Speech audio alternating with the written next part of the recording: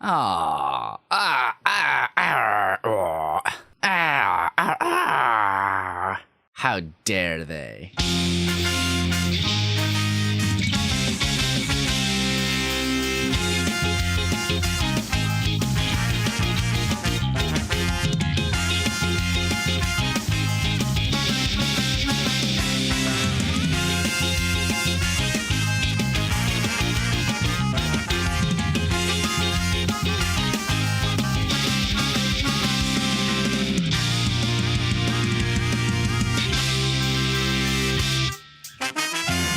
Hello, everyone, and welcome to the Adcast, a podcast for the study of modern visual culture. I'm your at-home chef, Soup. And I'm your Otosan Renu, also known as your Papa Ue. My Papa Ue! This week, AT stands for Adult Teacher, because we'll be talking about sweetness and lightning. But before we get into that, what have we been up to? Oh my god, Soup. Okay, I was gonna say, it sounds like you've kind of been up to a lot in the last, 2 weeks, because you sound like you've been very busy. I've been so tired. Yeah, it's, I finally finished moving. I have, one thing left in my old apartment, and a couple of boxes. Mm-hmm. And then I've been, cleaning it up, and then, Yes. This Thursday, I'll be completely moved out, cleaned out, leaving my keys and everything. Nice. I know what that process is like. I just finished mine. Did you? Yeah. Y'all moved back home? I'm all settled, and I did some cleaning the other day. But yeah. Oh, good. I'm relieved for you. It was pretty rough, honestly. Yeah.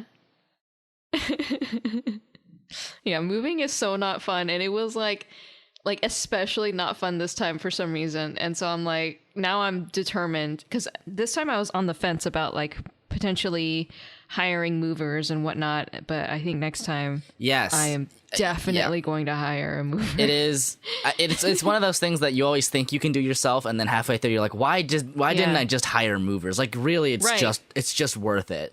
Right, exactly. It is. And you look at the price tag and you think, oh my God, $400, $500 to hire some movers. I'll just do it myself. It's right, so but that's expensive. $400 or $500 that comes out of your body.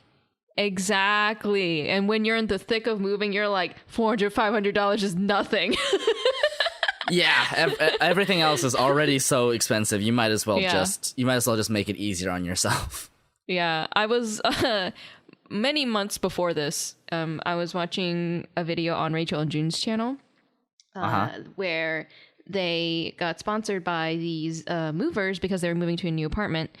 And because they were living in Japan, they found a moving company that was just they had everything down pat. It's insane. You guys need to go watch this video if you haven't seen it, but it is the most idyllic version of a moving service that I've ever seen. They padded the walls, they padded the floors, everything. They were super clean. They had Japanese old ladies come by and do the inventory and do the gentle packing for you. And then they got a team of young people that come by and move in your stuff into boxes, and they'll draw on the boxes how your desk was arranged. And so then they'll put it numerically, they'll put how everything was sorted, and then they'll use color-coded tape to make sure everything goes to the right location and it's all organized. And oh my God, and they're so fast. This is the kind of thing that doesn't exist here. I know. That is so ridiculously Japanese. I know. It is. And I'm why? We need this here. Oh my gosh. And I understand it'd probably be super expensive or whatever, but it's also people would pay for that. Oh yeah. I mean, the thing about it is it's just kind of there's a slight difference in the way that I feel services like that are handled here and there. Yes. Yeah. Where services here tend to just be that people just want them as cheap as possible. Right. Whereas yeah. in Japan they kind of expect the works. Right. And they kind of do the totally works. Fair. Right? Yeah. At the same time though, I feel there are people here who end up not hiring movers because they're tired of their stuff getting broken, right? Because of the movers or something. And so I feel at least those people would want to hire a more professional service that they know they would be taken care of. Oh my God, they had cozies for every kind of size furniture. Soupy, like custom little cozies, Custom and blankets. cozies. Yes. My goodness. Yeah. I don't know what it is. We just don't pay that much methodical attention to detail here. Yeah, it's a shame. It's a shame. It's a shame. Anyway, that's what I was fantasizing about while I was moving. You know what? That's very fair.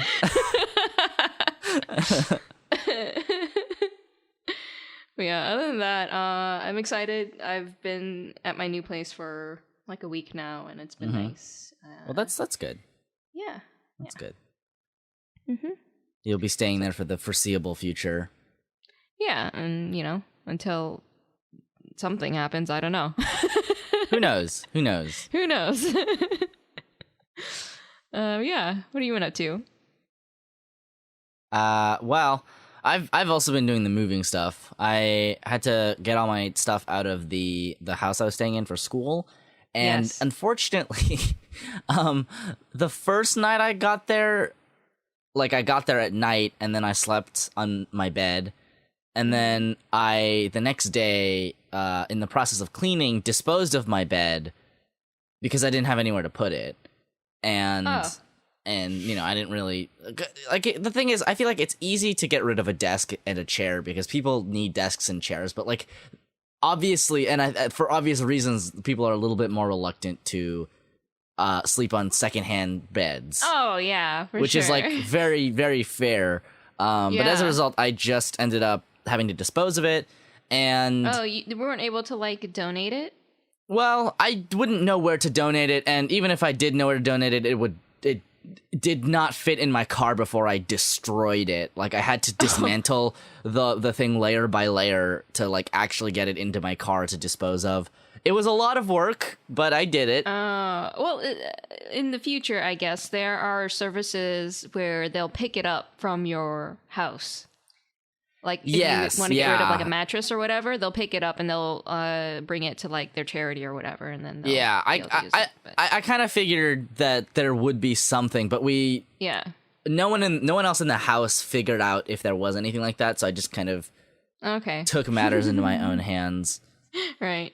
But yeah, I just like the problem is that it is about a 2-hour drive down there and a 2-hour drive back up there with I would say a normal amount of traffic. If it's like 1 a.m. or whatever and there's no cars whatsoever, it takes an hour and a half. But like traffic really, really does begin to catch up. So basically, I had to go down 2 more times after the first time I went down, which means I drove a total of 12 hours back and forth. Oh my God. And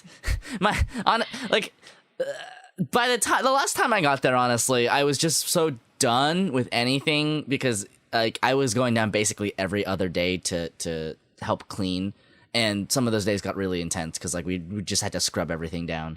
And my God, we left that house cleaner than when we found it. Good. And unfortunately, they're still taking a little bit of money out of our deposit to clean the carpet, which I think is just normal for any place that has a carpet. Yes. I think it's just the folly of having a carpet. Yeah. You know, I was sort of like, like 2 years ago or so, I was kind of on board with having carpets, and now I'm just over them. Now hardwood is the way to go. Right, exactly. I have long since moved on to preferring hardwood over any kind of carpet whatsoever. I mean, mind you, I do have some amount of reason for wanting that because hardwood is worse about like room echo when you're recording. But my room is small enough that it doesn't really matter, and like my bed takes up most of it, so and also my mic is good, so right, exactly, like that's a lot easier to mitigate. Yes, I kind of have gotten very much around that, but it used to be a lot. It used to be kind of more of a concern when I was still on the Yeti, because that thing picks up everything and it will echo throughout the whole room. Anyway, but yeah, honestly, I got a little bit of flack from my housemates because they were like, well, like you didn't clean like as well as you should have. You didn't check one last time. And like, yeah, obviously I left a rag in the room, and I forgot to close the windows and to double check it. But it's like, I had driven 10 hours at that point that week, and I was just so fried. Right. So, I mean, because like everybody else who was there basically is an hour away, right? And it's like, it's kind of easy to say like, well, you should have been more careful if you don't drive double the distance and time, right? Anyway, yeah. so yeah, that's that. I spent a lot of time doing that. It was exhausting, but honestly, the most exhausting part was by far having to drive. That was the worst part. Yeah. Oh God, in the sort of limbo between having like not having a job, right? The NEET limbo, the post-graduation NEET limbo. So I am unfortunately I've also taken on a task this week that I started doing today, where for today, tomorrow, and the day after, I will have to drive about 40 minutes to a house that my parents are in the process of selling, because they're realtors, and I have to go and water the flowers because it's really hot there, so they will die unless they are watered every single day. They are thirsty little boys. So yeah, I accepted money to do that from my parents. So unfortunately, I'm conscripted to more driving. Your neat life. My life. At least I'm keeping busy. And hopefully something is on the horizon. Anyway, aside from that, my friend came up from where she lives because she was interviewing for a job up here in Northern California. Ooh. So that's pretty exciting. It is. I mean, she has the job now, so she's just gonna live. Congratulations. Close enough, yeah.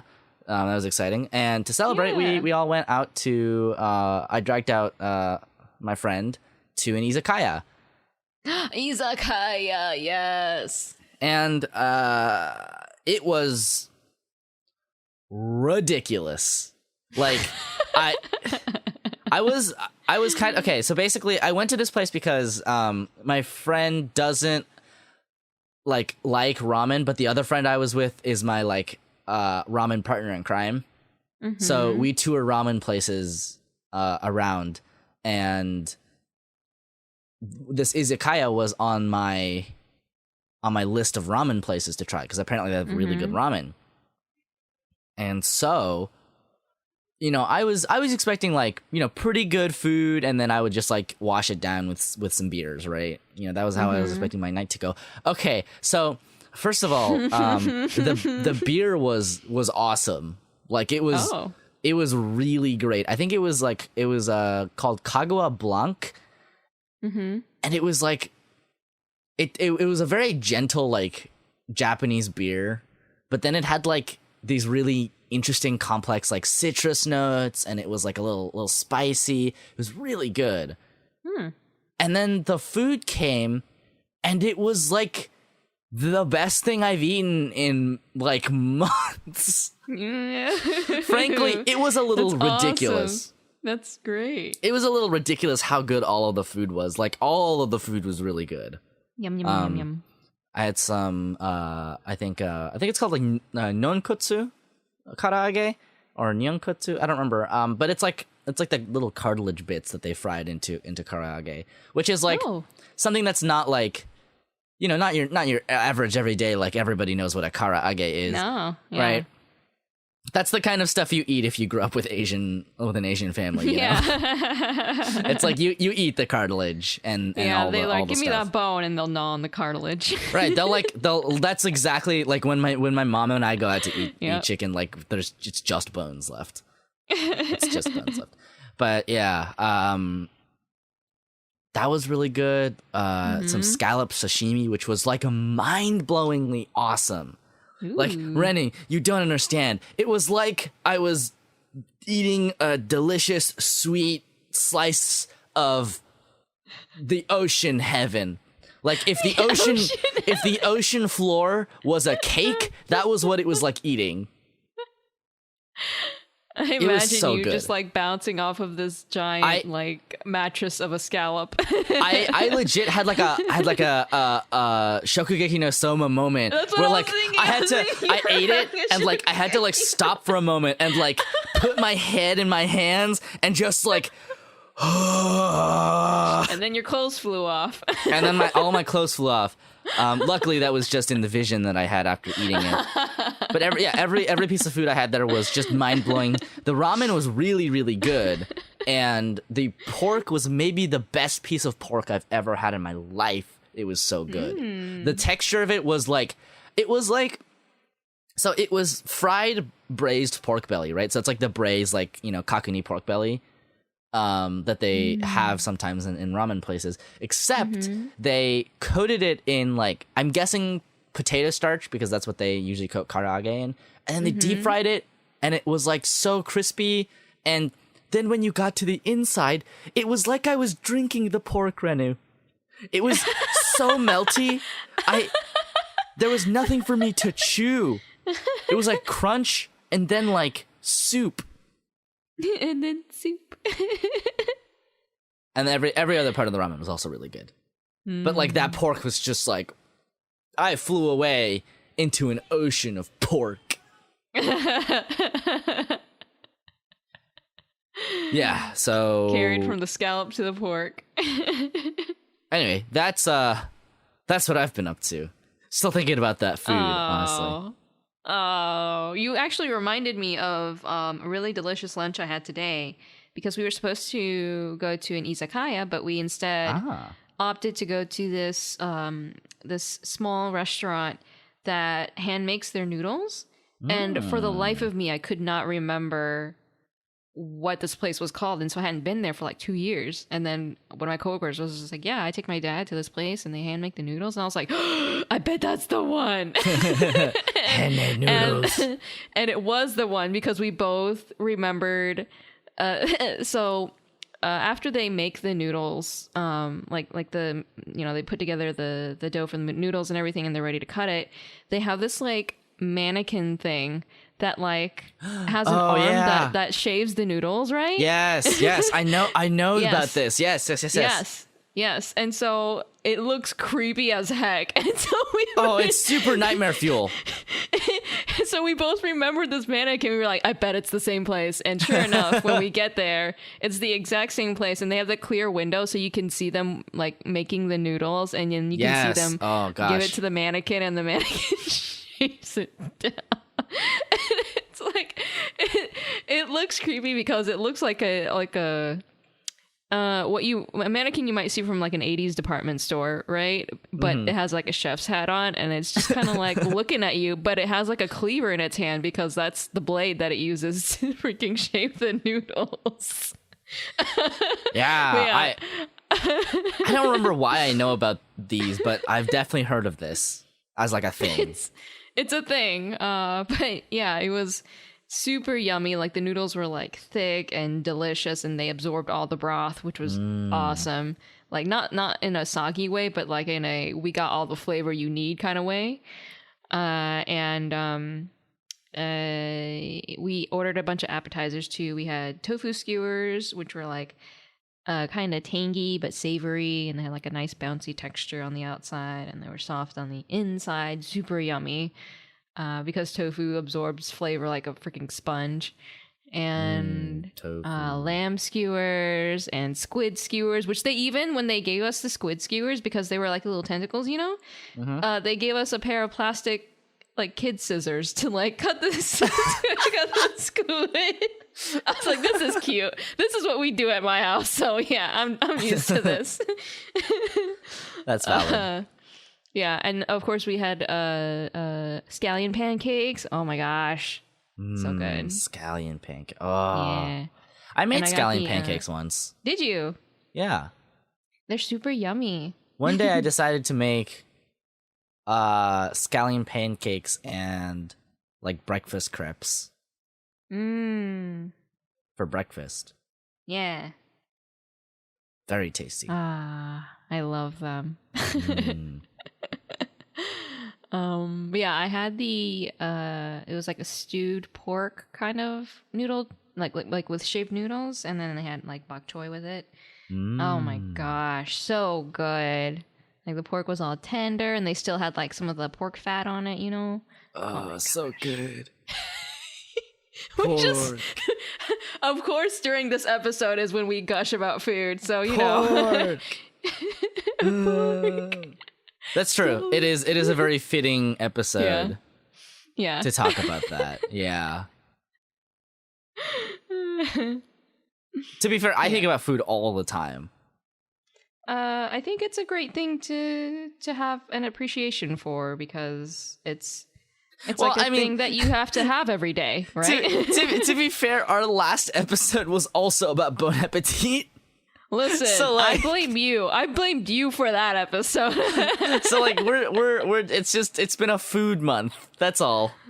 August is food month. You know what we're passionate about. I love food. I'm passionate about food. I have a definitive like ranking list of ramen places around here. Yeah. I'm still trying more every day. Not every day, because I don't have money, but like every now and again I will try a new one. Yes. So yeah. Anything else you've been up to? That's it. What about you? Nothing else really. I've just been playing more Fire Emblem. I've been making my way through the Golden Deer route, which is interesting. There's a lot of the side quests are much more interesting than the main quest, I think. Because they're more about they reveal a lot more about the like outer lore of the game, and I think that's pretty interesting. There was something that I'd like, there was an interaction even that I like probably missed because I didn't realize it would be an interaction until after a certain other thing happened. But like, it's actually quite interesting. I think I'm enjoying it a lot, but I'm on chapter like 17, so I still have like a bunch of chapters left. But once I get through that, I think I will be able to think about I might do Blue Lions next. Okay. And then I'll do the church route last, and I'll just kind of be depressioed. I don't know. It sounds like the ending to the church route is not a very happy one. Oh.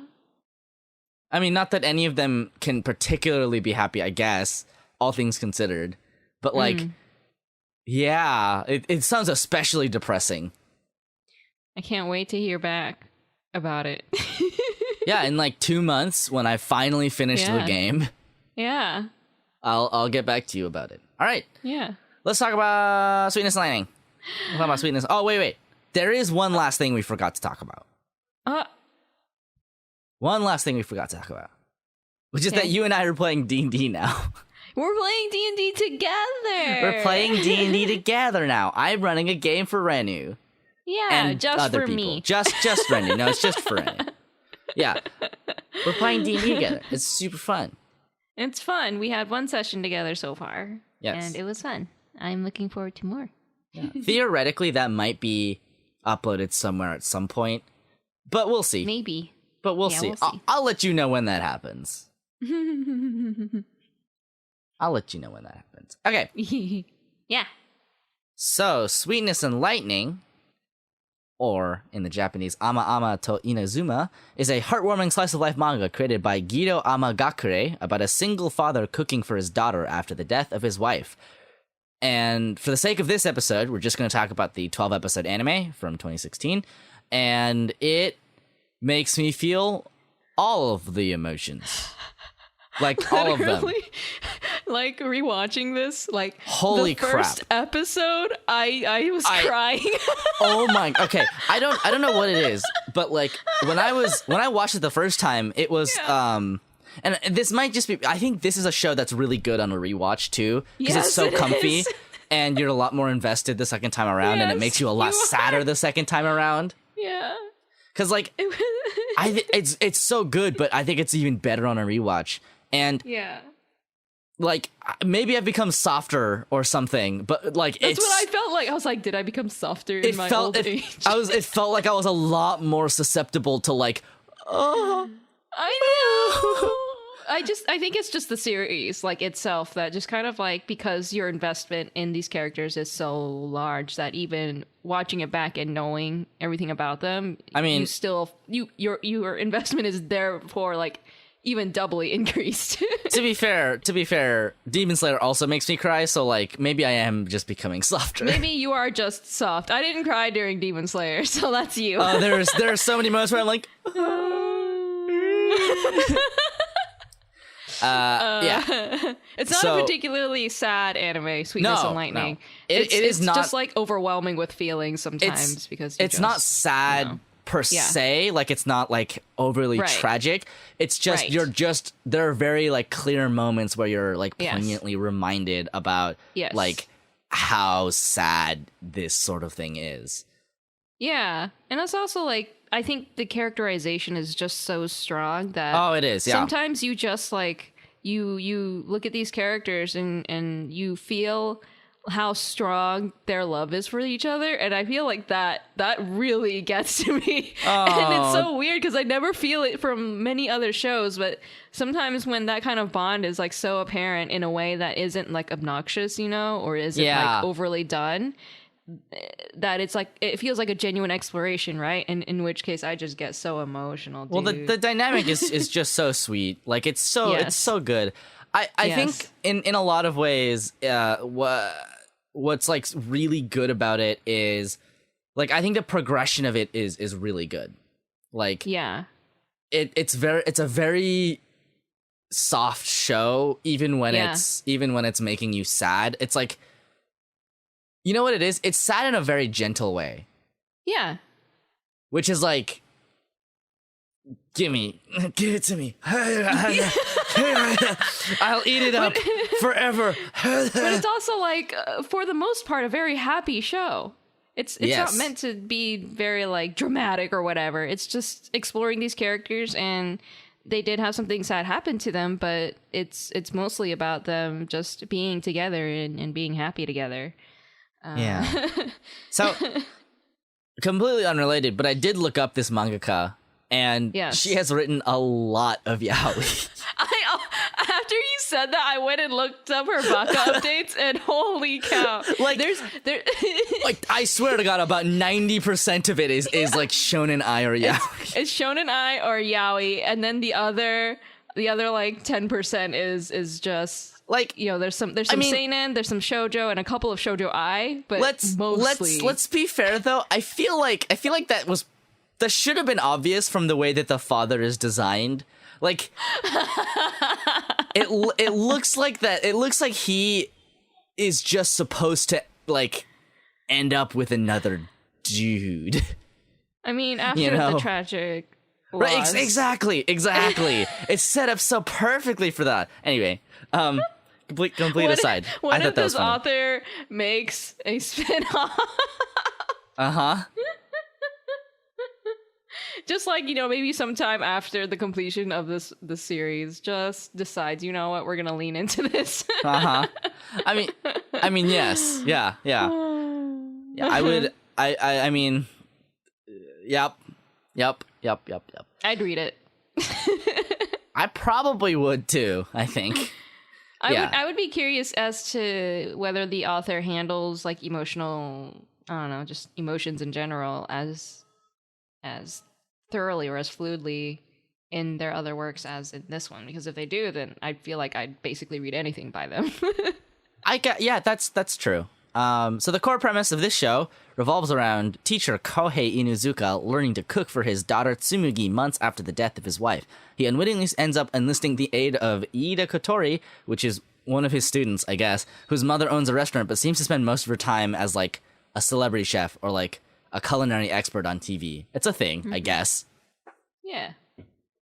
And like I have to get this out of the way. Is like every time I watch this show, I'm like I brace myself for how uncomfortable the like teacher student dynamic is gonna be, because like like it's like set up to just be so like it's I know. so it would be so easy for it to like heavily venture into uncomfortable territory. And I don't know how the manga ends up treating it, but I feel like at least with the anime, they know. And they even have like they have a Kohei like basically address it. He's just like, this is like uncomfortable. Like, yeah, I'm literally a stranger, but also like, is it okay? Like I'm a teacher going to my students, house basically, right? Going to a restaurant. So is this okay? This feels not okay. it very much kind of like on a surface level definitely feels not okay. But like I think that the show handles it like as well as it could. Yeah, I don't remember any moments where it fan services Kotori in any way. No. Right. It's not like I get the feeling that like the sort of trajectory of it is that she's gonna be like, Sensei, I love you. But like it never feels like he's like returning those feelings, which would be like because I think it's okay if you have a sort of like one-sided thing, because that's like a thing that happens. That's a thing that like happens. Kids will latch onto adults in their life because they just form emotional attachments to them. It's just we draw the line when the adult doesn't act appropriately on those feelings. Exactly. Which And it feels like he's pretty responsible. Question mark. Luckily, at the very least, he's just oblivious enough that it doesn't really factor. Like if nothing else. If nothing else, he does not recognize that she would have feelings for him. Right. It's like thank God, thank Jesus. Yeah, I'm so I don't know. It's always a little bit like, I mean, I think they work around it well enough. Like, they have the whole thing where it's like, is this like okay if I do this? And the other teacher's like, yeah, I guess that's fine. Like you probably. It's just like, I still don't really, I don't know. But luckily it's handled in a way where it's not very uncomfortable to watch. Because otherwise it would be unwatchable. Right. I do like the fact that at least the first time that he goes over there and a little bit afterwards, he's very plainly uncomfortable. And he's awkward. He's very apologetic about imposing. Yes. And it's a lot of tension in that regard that eventually kind of smooths over once they actually form like an actual bond, like a friendship or whatever, at least familiarity, right? Yes, yeah. And it's very plainly evident that he's only there to be able to learn how to cook for his daughter. So yes, which is good. Yeah. It stresses me out. Wound up and tense about it. We're like, don't ruin this for us. Listen, Japan did this to me. I know. Listen, oh my gosh, the mom isekai that we were so wound up about. Mm-hmm. Oh my god, I've heard things. No. I know. And I was like, Japan, this is why we get so worried whenever anything. This is why we can't have nice things. This is why we can't trust you anymore. No! What? You had one job! Listen, it's fine if you like here's the thing, is like it's I think it's fine if you fan service the character. It's just not fine if like the fan service is not for us. Like, yes, exactly. It's fine if you want to titillate your audience however you please, like whatever. Right. That's your prerogative. Yes. It's just, did you have to? Like, did it have to? Did you have to show it in a different way towards the characters in the show? Yeah, I haven't verified for myself. Okay. So me neither. So that, there's yes. But, yeah. But concern. Concern. At the very least, we can say for certain, as far as the 12-episode anime goes, this is perfectly safe to watch. Yes. There's no uncomfortable power dynamics happening. And as far as we have heard about the manga, which I don't know a whole lot about, at least it doesn't Usagi drop or anything weird like that. Like, yes, I think that's yes. That would be even worse because God, help us. God help me. Yes, I have faith that this will not Usagi drop. Mostly because, it's a heartwarming series done about an actual genetically related father-daughter. There's at least you know that, what it's I like. guess. Sweetness and Lightning is it's like reverse Fruit Basket.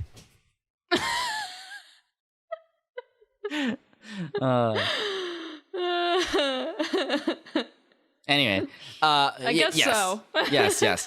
So I will say that I think that the core of this show is really strong. Yeah. Because the core of it is the emotional relationship between Tsumugi and her dad, and about the way they care for each other.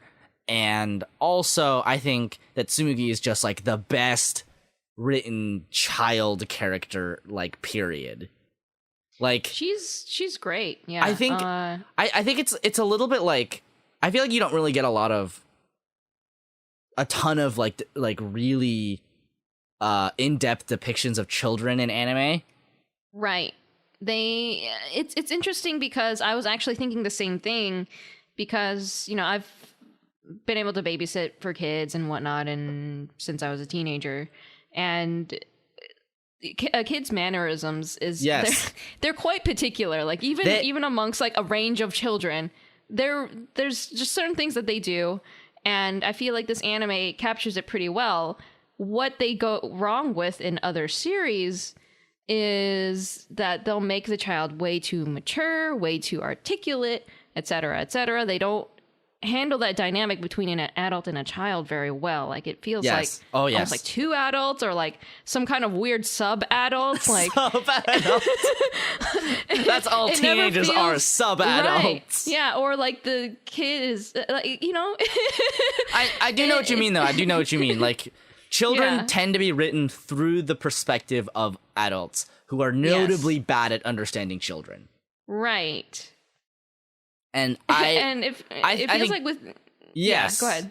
Well, the thing is that I think that you're right about the mannerisms, is that there's a very particular and specific but kind of consistent logic by which children operate, where they perceive things in a certain way that adults don't. And I think we get that perspective coming through. Tsumugi's a very well-written character. Right.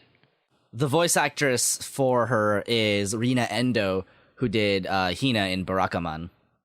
Which I also love. I love that series so much. Also a good child. Yes. It's freaking one. Oh my god, Barakaman. Anyway. This is also the voice actress I think of every time I think of a child, an anime child. Although she actually she has not voiced that many people. These Tsumugi and Hina are the two high profile anime ones. Other than that, she's like a proper child actress on TV. Yeah. So yeah. I the thing is that every aspect of her is executed really well. The writing really understands the way that children can sometimes just be kind of unreasonable. Do you know what I mean? Yeah. You get why they're acting a certain way. But they're also being unreasonable because they're children. And 'cause they don't understand or whatever. And it's really backed up by the voice acting, because it's so good. Yeah, the acting is excellent, and I feel like the story and the acting, they just go hand in hand, because I mean, sometimes Tsumugi is written in a great way in terms of like, sometimes children are really keyed into how you're feeling, and they give you like exactly what you need at that moment. Like Tsumugi keys into her father's stress, like sometimes like exactly like when he needs support and he feels really alone, and she's like, oh yeah, kids for sure pick up on that kind of stuff too. Yeah, exactly. And sometimes the child is feeling like, you know, really grumpy, or, you know, is really needy, or like won't stop crying, and the parent's super duper stressed out, but, you know, the kid's in distress too, and so you're both in distress, and it's just a lot of a lot of emotions. And I feel like this anime goes through all of that, and it's amazing. Because I haven't seen in any other series, you know, in any other anime at least. Oh man. Yeah, I there's like I think there's like just a shocking depth to which the character is written. Yeah. Like God knows that children can sometimes just not be written well. Yeah. That sort of goes without saying. But like, yeah, I don't know. I think that there's a like it's a benefit of character writing, because I think that Tsumugi is probably the best written character in the show. In the show, yeah. Mm-hmm. And I also think that, like, I don't know. I'm not sure what kind of like research the mangaka did to like write about this. Like maybe she has a child, I don't know. But like it's so keyed into the very specific like struggles of child rearing, and especially like the stress that somebody will get from being, you know, the only the only parent, right? Suddenly taking on the responsibilities of both parents, and how your child reacts to not like the show is very subtle about the way that it writes Tsumugi's emotional response to coming to terms with her mom's death. Right. And I think that's one of the great things about this show that makes it so good, and that makes the tragedy of it feel so gentle, where it's like over the course of the series, you know, you're coming to terms with it as much as, you know, the family is coming to terms with it. And there's definitely like, I don't know. It's a very, I feel a ton of empathy when I watch this show. Oh yeah, it like overflows all my emotions. It like floods them out of my body, and I'm like, yes. It's interesting because in this latest anime season, we also watched that anime with the I kill an overlord for my daughter or whatever. That anime. Oh god, yes.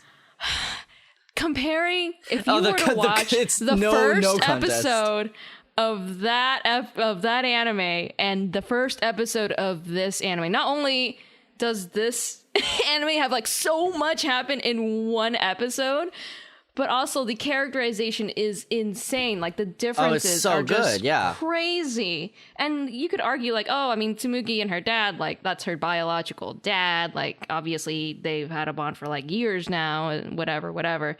But like in the Overlord anime or whatever, the girl just had a tragic death. Like her dad died. And then this boy comes along. He's like, "Hey, I'm going to take care of you. I'm 18 years old." And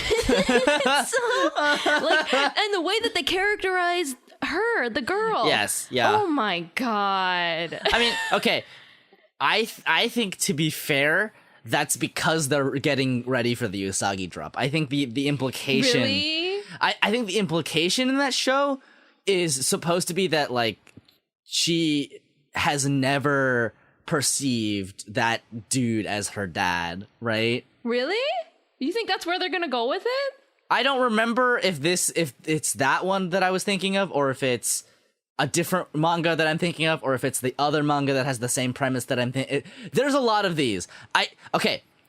I don't think dudes should be allowed to write father-daughter series anymore. They obviously cannot be trusted.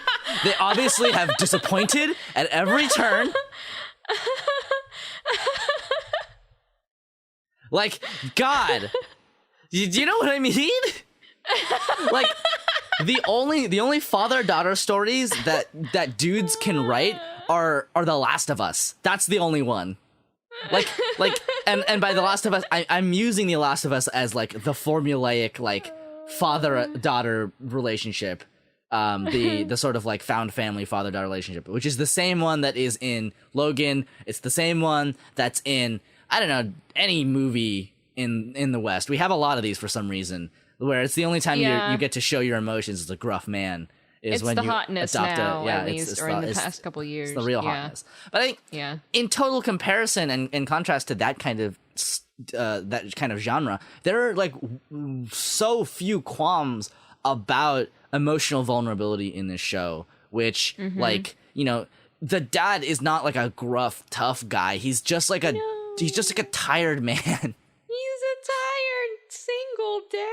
Yeah, he's just a tired single dad. He's doing his best. Like he does a ton of work. He still tries to find time to like hang out with his daughter, and like it's like seeing that his daughter is like kind of despondent about the fact that they don't get to really have like home cooking anymore. Like learns how to do home cooking.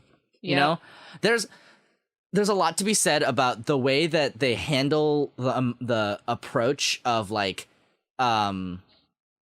of labor in this show, because I think it would be very easy for a series like this, in a series like this, for Kotori basically just to become mom too, right? Exactly. Whereas that's not what's happening.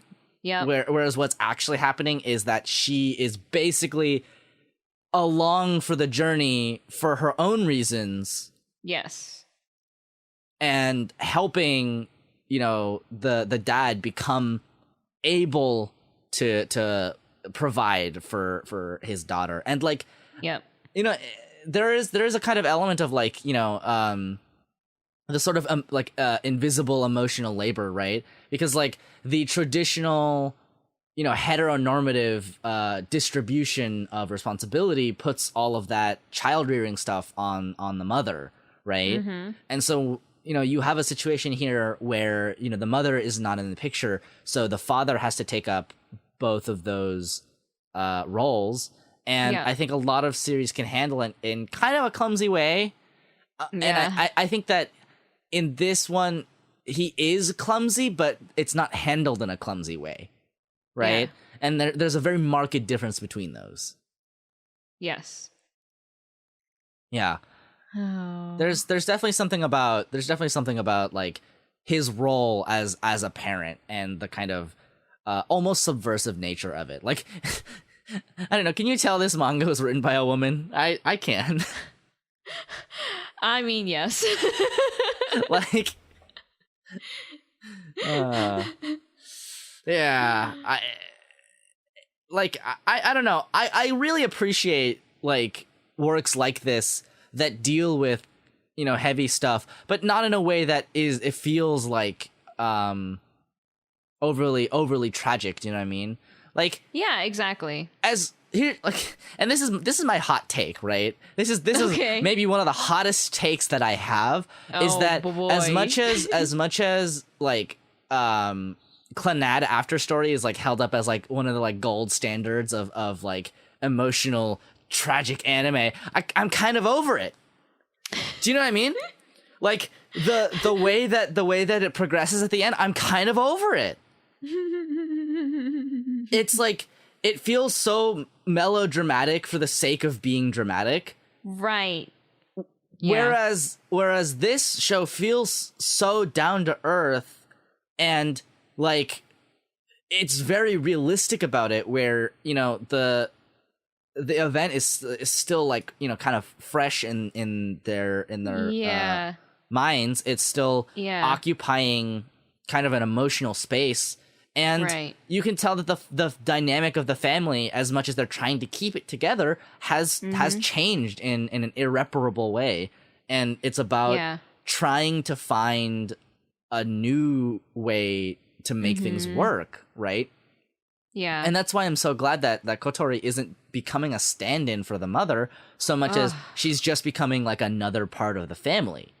Right. And like, you know, we know that she has sort of her own feelings around like not having her family around. And that's incredibly valid, right? When your parents are very busy, and God, these are some like real like first gen like Asian American immigrant feels though, right? Where it's like, you know, when your parents are busy and working all the time, it really does, you know, take a toll on you as an adolescent, you know, as a child.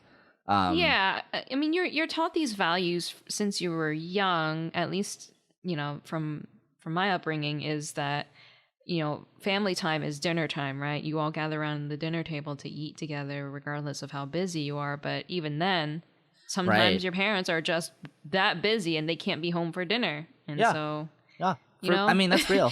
And like, yeah. It definitely, I understand like the feeling as like you know, a teenager. It kind of feels like, especially because, you know, Kotori feels like she's alone all the time, right? But it's not like it's necessarily an issue for her, because she knows how much her mom cares, right? And she loves food as a result of that. Yeah. But it's an interesting struggle for her. Right, but it doesn't it doesn't replace the emotional needs of her. And right. She kind of finds that in the bond between Tsumugi and her dad. And that's what I like about it, is that she's not a replacement for her mom so much as she's just a new member of the family. And that, I mean, God, you get nice positive, like, you know, blood related family and found family. Heck yeah, sign me up. And I think it could be argued that, you know, she is attached to Kohei because, you know, her mom's always out, so she wants another parental figure. But it goes in the other direction, right? Where she ends up being like a supporter of their little family, right? She tries to find ways to, you know, to help Tsumugi, to help Kohei, and kind of make their lives a little bit easier, rather than like only selfishly looking out for herself and trying to find a substitute for her mom. Right. So yeah. In that way, it also feels very nice. Yeah. I mean, it's just a very comfortable like space to be, because like I said, the show is so gentle. Like the moment to moment of it is so soft and heartwarming and wonderful. Like it feels like it's like it's like emotional diabetes is what it feels like. Like, okay. It legit, every time I watch it, it feels like my heart is being like rolled in cinnamon sugar. Like I don't think it's that much, like, because that sounds unhealthy, Soup. It makes me feel a little bit unhealthy watching it. Like it's so sweet that it feels a little bit like I've just like bitten into a stick of butter. No, it's nasty. No, but like the tingling sensation in your chest when you get that, that's how I feel like when I watch it. You feel tingling in your chest when you bite into butter? No, it's yeah, you know. Anyway, don't bite into sticks of butter. I don't. It's just if I did. Don't. If I did. No, I would never compare this series to biting into a stick of butter. That's nasty. I mean, it's not that. It's just a very comfortable feeling. It's very heartwarming. Anyway, yes. So the main focus of the show is food. Like, you know, every episode they're pretty much making food, which is the like moment to moment of it, and the week to week of it. And then you have the like sort of emotional development of both Kohei and Tsumugi. And it's like, what I kind of love about it is that it's also a really realistic view of parenting, where like, God, sometimes your child is just screaming and crying and you're just like, I'm tired. Right, exactly. Please That's what I stop. love about this series. It shows both sides, where Tsumugi is sometimes really sweet, and she's in a great mood, and so supportive of her dad, etc., etc. And sometimes she's just pouty for no reason. She's a child, and she's really, really emotional, and you don't know what to do. Well, I also love that, like, there in one of the episodes, you know, she runs off when her dad is sick to, like, yep, you know, get help, and he yells at her, and you feel that because it's like it feels a lot like, you know. Right, like you never want to see a parent yell at a child, but like you can see that, you know, with all that concern and stress building up, that there's kind of like no outlet for it. And then here's the thing is, like, that would be understandable, but the best part about it is that afterwards, you know, he takes her aside when they're cooking and he talks to her, and she gets it, right? And it's like it shows that, you know, when you're parenting, you know, yelling doesn't really get the point across. You kind of have to actually talk to your kids on the level. Right, and I love that it shows that obviously he's not like the ideal, like, I'm the messes up all the example. Time. Right, exactly. He messes up all the time, but you see that he is still a good dad, and that he tries to make up for his mistakes. Because he's always trying to make up for it. Yeah. Right? And it's not just, well, I'm sorry I yelled at you, you know, I won't do it in the future. It's like he like sat her down to have a talk, and is like, you know, I'm sorry, I yelled at you because I was so concerned, and you know, I won't do that in the future, but like you have to promise me that you won't like leave without telling me, right? And like that's it's very much like, you know, kids do understand more than you know. Yeah, exactly. If you just assume that they won't understand and therefore you don't explain yourself, then they'll never understand you, right? Right, exactly. If you don't give them a chance, you know? Right, and then the last episode, you know, when she's like really frustrated about not being able to like mix the okonomiyaki, right? It's like, yes, oh my god, that's so real. That's such a childlike thing to get upset about, and it's handled so well because he's just like, please stop, I'm so tired. Because like he's had a long day. He went to go visit his wife's grave. Yeah, it's like woof. Yeah, and then, you know, he's like, I obviously didn't handle that in like the way that was necessarily ideal. Like, but also we were in a public place, and the fact that everyone else is willing to help him like make it up to her is really nice. So I think that's so good. Like every aspect of it is handled so well, like writing wise and character writing wise, because they're written like as such flawed human beings that are also trying their best and love each other and are like doing everything in their power to just, you know, sort of get by. Yeah. And of course, like, this fits into one of my favorite genres, which is, you know, food anime. But it really is like one of the best examples of you know, of more than just food, right? Like more than just being able to eat, right? It kind of embodies all of the emotional weight of food, right? And there's quite a lot of it, especially because, you know, in the beginning of the show, he's making her lunch every day. It's frozen stuff, but he's still, you know, making her lunch, and he goes out of his way to do it. And she's obviously like a little bit less enthused about the food because it's not like home cooked food, because, you know, there is an aspect to home cooked food that is like just unavoidably emotional. Like there's an emotional grounding to it, and I think that being in a space where you used to have your mom cook for you, but now she's not there anymore, and so nobody really can, right? Like that's a very harsh transition to make, and it can make things feel very, very dull, and it really kind of, you know, doubles down on the emotional weight of the absence of that person. I mean, that's why it's so great when they go and they go to Kotori's place, and like they just eat rice, but it's like much. I love that. That's more what they than start rice. with, though. Yes, it's the staple is rice, and if you can get rice right, Oh my god. Well, it's also like it just goes to show you that like there's more to food than just the food. It is Exactly. the emotional depth behind it, and eating together with somebody and like making something together, and like there's a lot of different feelings that are baked into that also kind of are parallel to the kinds of emotions in child rearing. So like in many ways it's very similar, right? Yeah.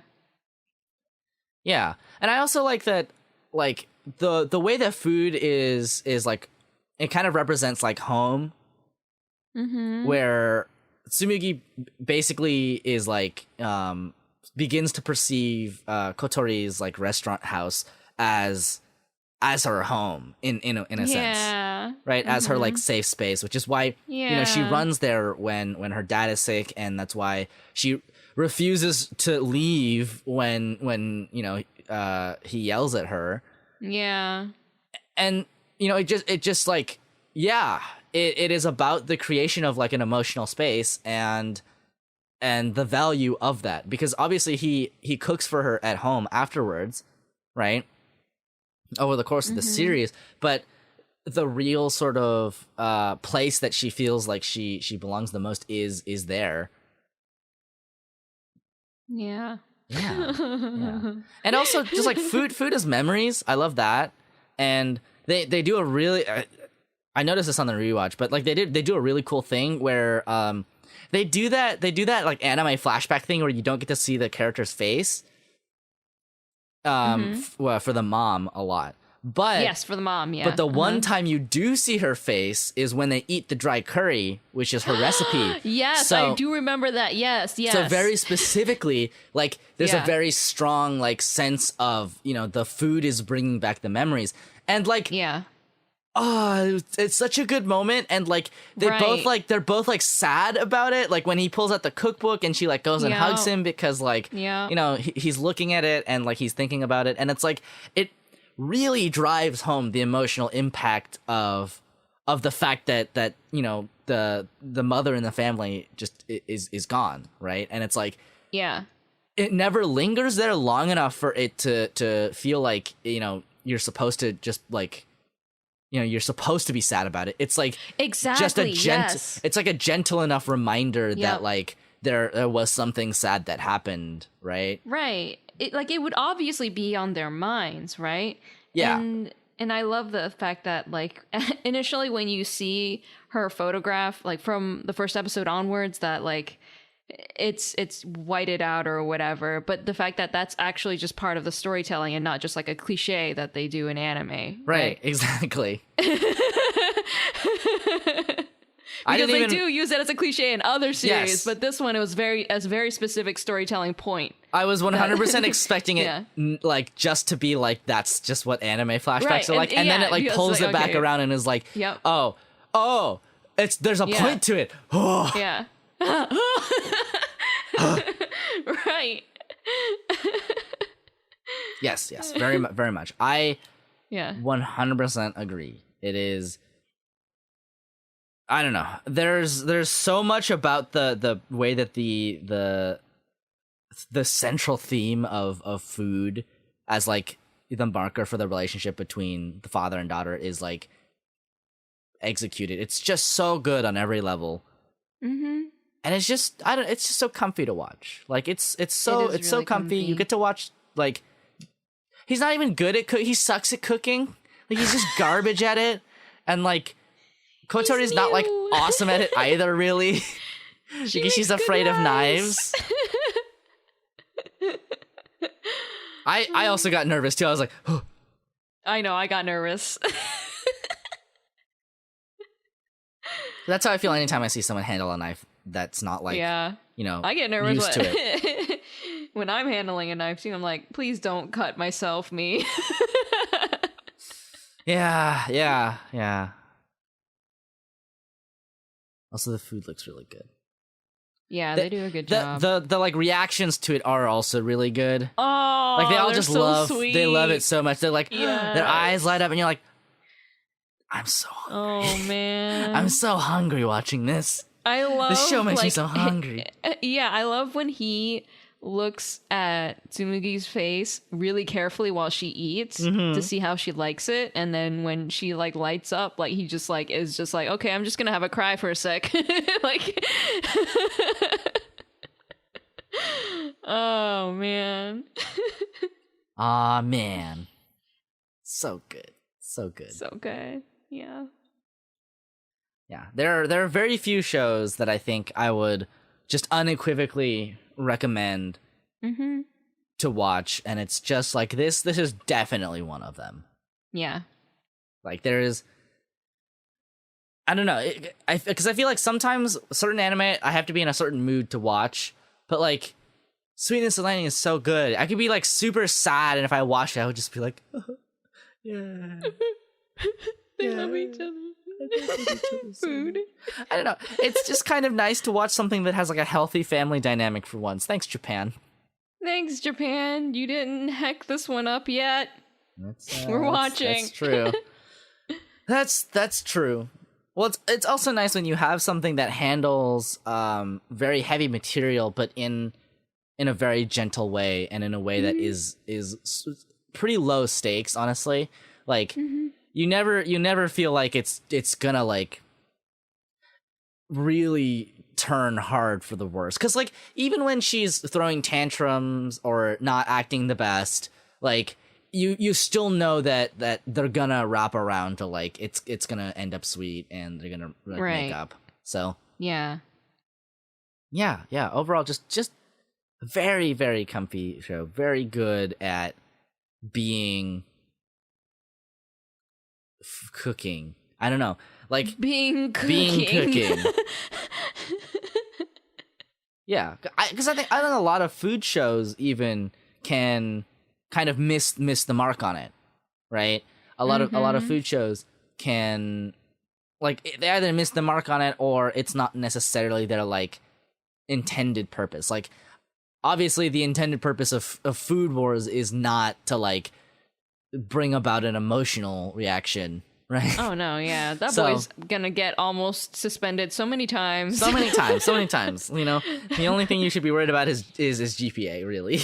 But yeah, like I feel like food shows can sometimes miss the mark, because it's you know, it is about the food, but like this show is about the food and what food represents to people, right? And I think that's important. Like there is definitely a charm to it that as a direct result of like how hard the conflation of food and family and home is. And you know, I think that the best series about food really key into that, right? Like in a sense, that's like we said this last time, but like that's kind of what makes Bon Appetit so good is the like, it is the food that the people are making, but it's also kind of the people making the food. And right, like it wouldn't be the same without these characters or these people specifically, right? Yes, right, exactly. Yeah. Because like I think that things like Kofuku Graffiti are quite similar in terms of premise and how the progression is, but I don't think any series handles it quite as elegantly as Sweetness and Lightning does. It's like, yeah, there are little bitter green pepper bits sprinkled throughout, but you know, it's a beautiful, wonderful, tasty gratin. She hates green peppers. She just hates them so much, but she likes the ones in the curry. Oh, I love it so much. Yeah. I don't know. I just love this series. It's just so good. It's just so good. I mean, how could I not? How could I not? Yes. And I think that's it. I think we'll just keep it at that. We'll keep it nice and short and sweet.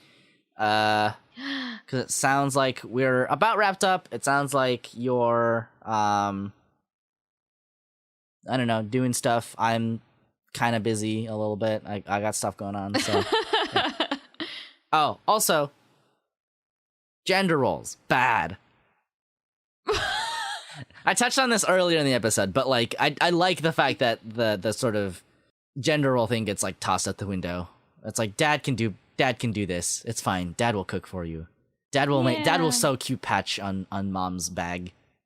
Yeah. That was also really sweet too, because like she didn't really want she didn't want a new one because her mom made it, and then like, you know, he's just like, can dad fix this for you? And I was like, I'm gonna cry. I'm gonna McFucking cry. It's just gonna lay me down to rest. Fucking bawl my eyes out.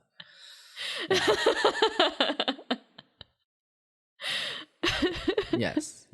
Well, that's like, I also like and I guess we didn't really touch on any of the other characters, but like that's what I really like about the other characters, is that they also have like their kind of own perspectives and stuff going on. Like I like Yagi a lot. Yes. I feel for Yagi a lot, really. Yeah. Because I kind of feel like that now, where I'm just like, I'm like getting older and I just want to make food and yeah, huh? Food. I just, yep.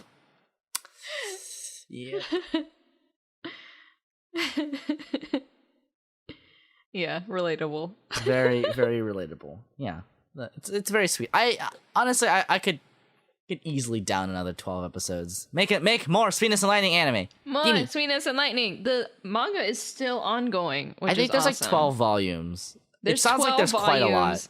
And I actually accidentally saw the cover for like the latest volume, and she was older, and I was screaming. I was like, I can't look at this. Stop! I can't.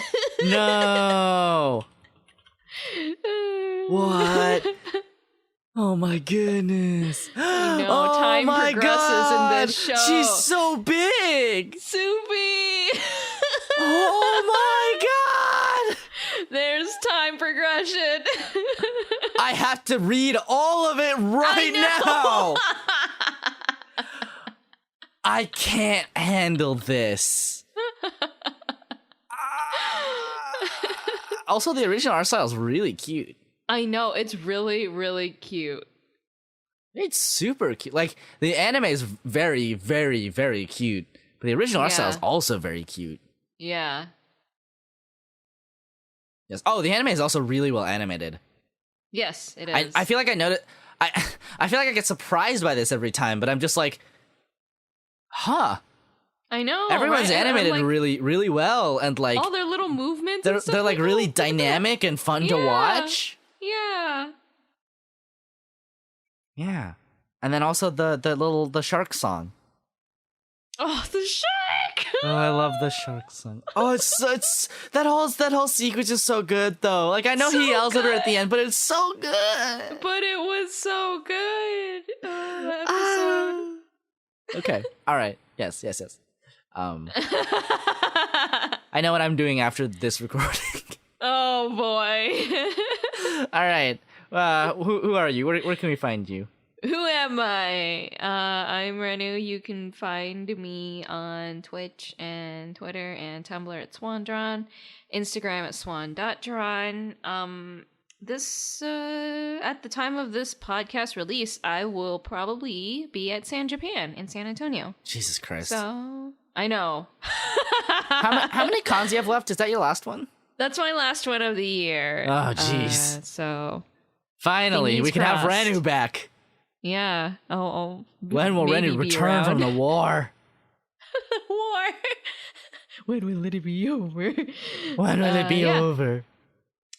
I'll be there. If you are in the Tejas land and you find yourself near San Antonio, maybe come stop by. And then other than that, I'll be unpacking very slowly. Just nice. Looking at my boxes right now. Ugh. Nice. Yeah. How about you? You can find me all places at Literal Soup. If I'm there, it's there. It's there. Honestly, I'm mostly just like watering flowers and playing D&D. I think that's my life right now, actually. Really, That's very like peaceful. I wish it was more peaceful, honestly. It sounds very idyllic, but the sort of like, weight of not having any money bears down pretty heavily. Because like, if I had more, I would definitely be cooking more, but I'm not because I don't have money for groceries. Yeah. Really. So I'm living a little tight at the moment. I'm living mostly on whatever's in the house. And occasionally I will go out to eat with my friends. So, that's where all my food budget's going and not to groceries. Oh. But that's okay. It's working out, and soon, hopefully, I might have a job. Hopefully.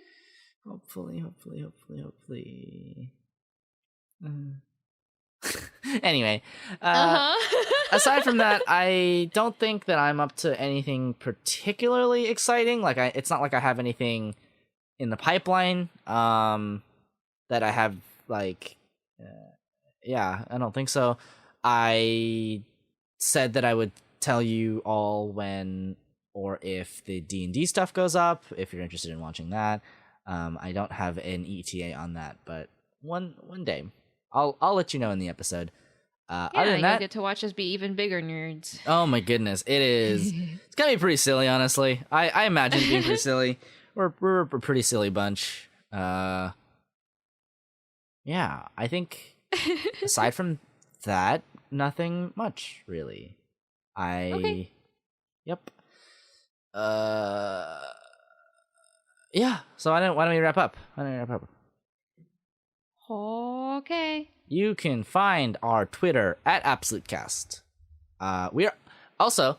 I just recently applied for Spotify for the podcast, and I think you did you possibly might be able to find it there. Really? It's hard to find on like iTunes and stuff for some reason. Yeah, I mean, to be fair, the podcast doesn't generate a ton of traffic, so like. I mean, yeah, but like when I try to search for it, or when other people try to search for it on the website, it like doesn't come up like on the iTunes website.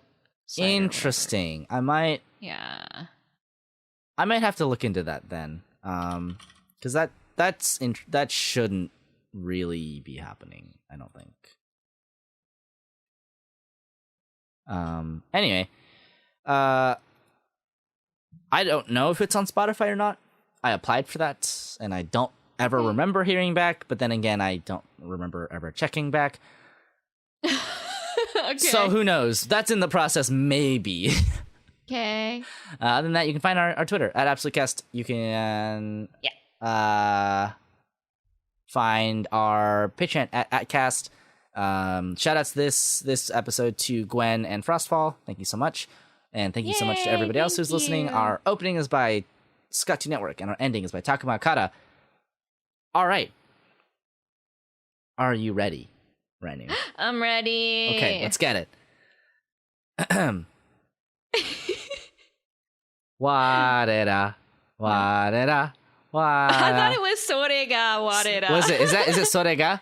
Sorega, wa-de-da, Wareda. Goro Majima Majima Kensetsu.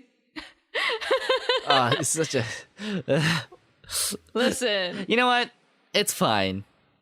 The year is almost over, and do you know what? Did you want to change it? Well, maybe I don't have one right now, but I will say, do you know what's getting re-released? Persona 5. You know what else is getting re-released? Yakuza 3 through 5. Yakuza 3 through 5. Oh my god, I cannot wait. It's coming out next year in February. Oh, we should just sing a different Yakuza karaoke song every time. Just like end the episode, Bakamitai. Bakamitai. What's the other one in Yakuza 0? 24-Hour Cinderella. 24. That's Majima's song. Oh, how does that one go? You You should look it up actually, because it's really great. Well, I remember hearing it. I just I don't remember what it sounds like right now, but I kind of have an idea of it. But it's getting conflated with a different song in my mind. Maybe we'll save that for later. Oh, isn't it like da da da da da da da?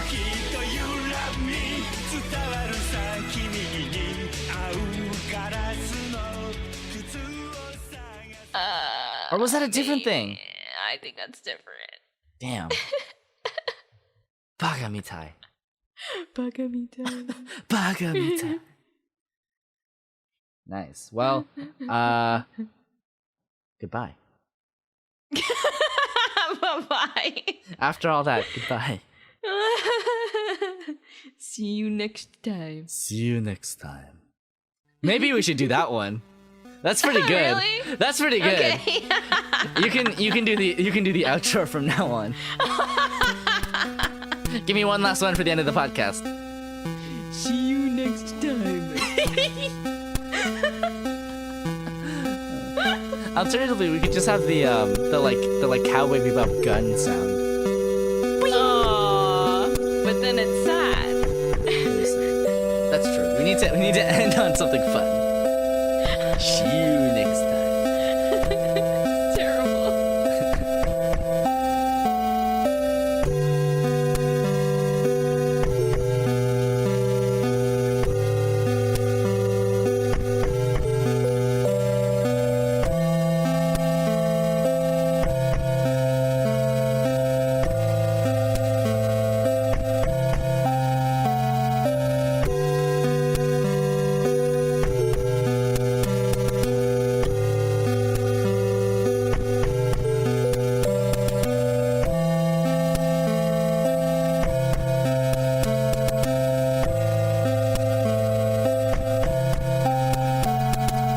Sayonara. また明日ね。